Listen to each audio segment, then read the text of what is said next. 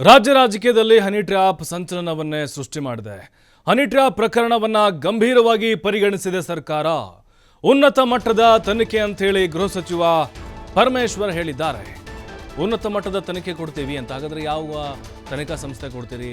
CBI ಕೊಡ್ತೀರಾ, CID ಕೊಡ್ತೀರಾ, ಅಥವಾ ವಿಶೇಷವಾಗಿ ಏನಾದರೂ ತಂಡವನ್ನು ರಚನೆ ಮಾಡ್ತೀರಾ? ಅದರ ಬಗ್ಗೆ ಇನ್ನೂ ಕ್ಲಾರಿಟಿ ಇಲ್ಲ. ಬಟ್ ತನಿಖೆ ಕೊಡ್ತೀವಿ ಅಂತ ಹೇಳಿದ್ದಾರೆ.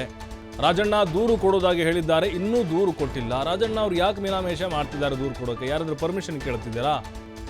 ರಾಜಣ್ಣ ಅವ್ರು ದೂರು ಕೊಟ್ಟರೆ ತನಿಖೆಗೆ ನಾವು ವಹಿಸ್ತೇವೆ. ನಾನು ಸಿಎಂ ಜೊತೆ ಉನ್ನತ ಮಟ್ಟದ ತನಿಖೆ ಬಗ್ಗೆ ಚರ್ಚೆ ಮಾಡ್ತೇನೆ. ಸರ್ಕಾರ ಈ ಪ್ರಕರಣವನ್ನು ಗಂಭೀರವಾಗಿ ತೆಗೆದುಕೊಂಡಿದೆ ಅಂತ ಗೃಹ ಸಚಿವ ಡಾಕ್ಟರ್ ಜಿ ಪರಮೇಶ್ವರ್ ಹೇಳಿದ್ದಾರೆ.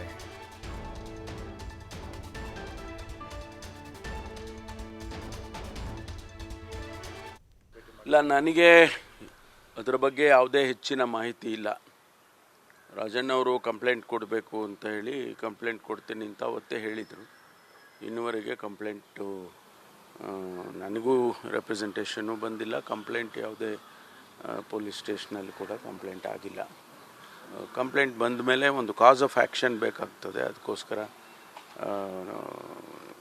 ಅದನ್ನು ಬಂದ ಮೇಲೆ ಮುಂದೆ ಏನು ಮಾಡಬೇಕು ಅಂತ. ಈ ಮಧ್ಯೆ ನಾವೇನು ಇದನ್ನು ತನಿಖೆ, ಉನ್ನತ ಮಟ್ಟದ ತನಿಖೆ ಅಂತ ಹೇಳಿದ್ವಿ. ಅದರ ಬಗ್ಗೆ ನಾನು ಮುಖ್ಯಮಂತ್ರಿಗಳ ಜೊತೆಯಲ್ಲಿ ಮಾತಾಡಬೇಕು.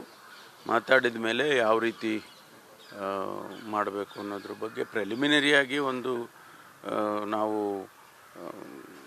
ವರ್ಕೌಟ್ ಮಾಡಿದ್ದೇವೆ.